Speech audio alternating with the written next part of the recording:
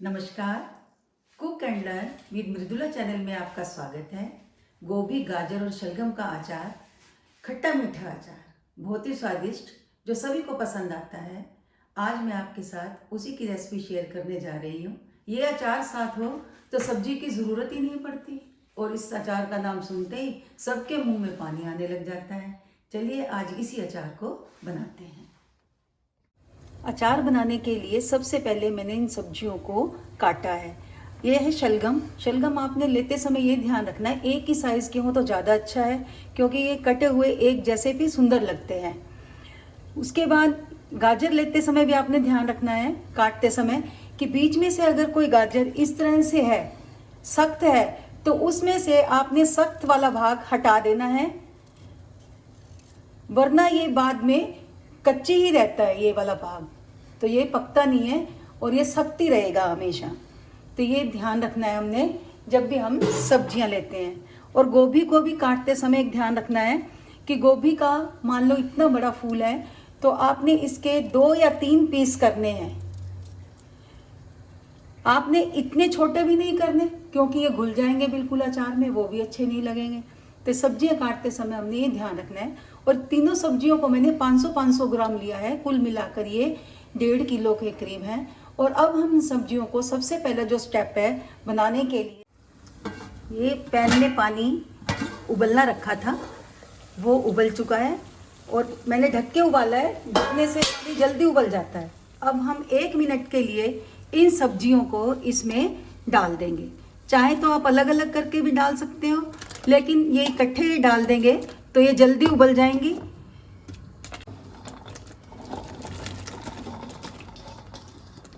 अब इन सब्जियों को हम थोड़ा स्टर करेंगे। 1 मिनट हो चुका है, गैस बंद कर दिया मैंने। और अब इन सारी सब्जियों को मैं एक छलनी में शिफ्ट कर दूंगी ताकि इनका सारा पानी इसमें से निथर जाए। ये पानी में डालने का इनका ये मतलब है कि इस अचार को हम ज़्यादा दिनों तक रख सकते हैं, ये खराब नहीं होगा। वरना आपने देखा है कई बार अचार अगर हम कच्चा डालते हैं तो उसमें बहुत सारा पानी आ जाता है बाद में अचार में, नमक और गुड़ के साथ मिलकर। ये सारा पानी इसमें से स्टेन हो जाएगा। थोड़ा छलनी को मैंने ऊपर उठा दिया है क्योंकि ओवर कुक ना हो जाए ये ज़्यादा ढकने से। अब हम इन्हें थोड़ी देर ऐसे ही रखा रहने देंगे और फिर 3-4 घंटे के लिए इसे पंखे की हवा में या धूप में हम इनको सुखा लेंगे। सब्जियों को मैं धूप में फैला रही हूँ और इन्हें 3 घंटे के करीब मैं इसी तरह से पलट पलट के बीच में सुखा लूँगी। सभी सब्जियां सूख चुकी हैं। अब इनमें बिल्कुल भी मॉइस्चर नहीं है, क्योंकि अगर मॉइस्चर हो तो ये जल्दी ख़राब हो जाती हैं। अब हम इनका अचार डालेंगे। इसके लिए हमने लिए हैं कुछ मसाले, जिन्हें हम थोड़ा सा ड्राई रोस्ट करेंगे, फिर इनको हम ग्राइंड करेंगे ताकि इनमें भी जो मॉइस्चर है वो निकल जाए।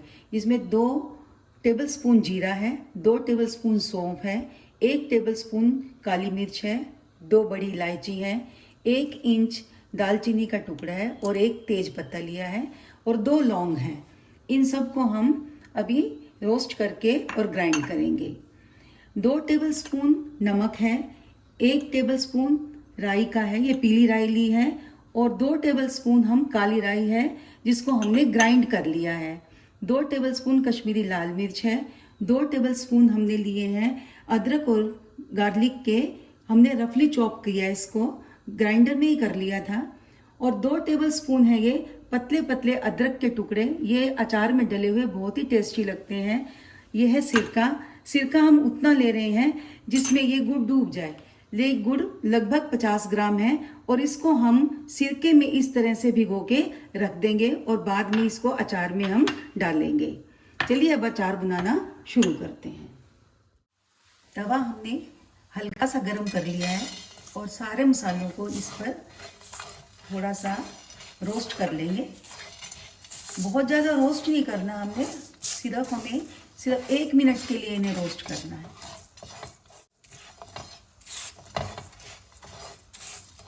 1 एक भारी तले की कढ़ाई में आधी कटोरी हमने सरसों का तेल गरम करना रख दिया है। जब तक ये अच्छी तरह गरम हो जाएगा और इसको फिर हम ठंडा करेंगे। तेल गरम हो गया है। अब हम इसमें एक आटे की गोली बना के डाल देंगे। इससे क्या होगा कि तेल काला नहीं पड़ेगा और ये साफ भी हो जाएगा और इसमें जितनी भी स्मेल है वो भी ख़त्म हो जाएगी। मैं हमेशा से ऐसे ही करती हूँ, अचार भी ठीक रहता है। अब इसे निकाल देंगे। गैस को बंद कर दिया है और तेल को ठंडा होने देंगे। तेल ठंडा हो गया था। अब हमने इसको दोबारा गरम कर लिया है गैस को ऑन करके। इसमें मैं डाल रही हूँ जिंजर गार्लिक पेस्ट। इसको फ्राई कर लेंगे।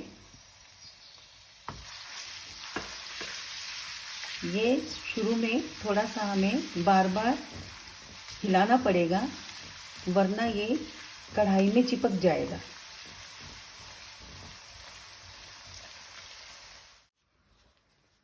जिंजर गार्लिक पेस्ट अच्छी तरह भुन गया है और बाकी का अदरक भी हमने इसके अंदर डाल दिया है। हम डालेंगे इसमें पीली राई, जिसे सरसों भी कह देते हैं, और 2 टेबलस्पून काली राई के। इसको भी अच्छी तरह से हल्का सा भून लेंगे।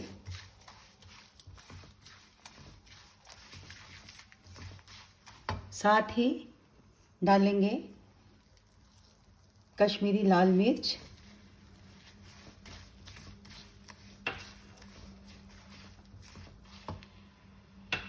नमक,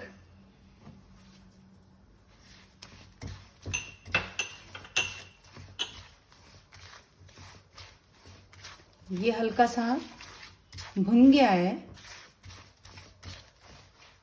अब इसमें सब्जियां ऐड कर देंगे। बहुत ज़्यादा हमने इन मसालों को नहीं भूनना।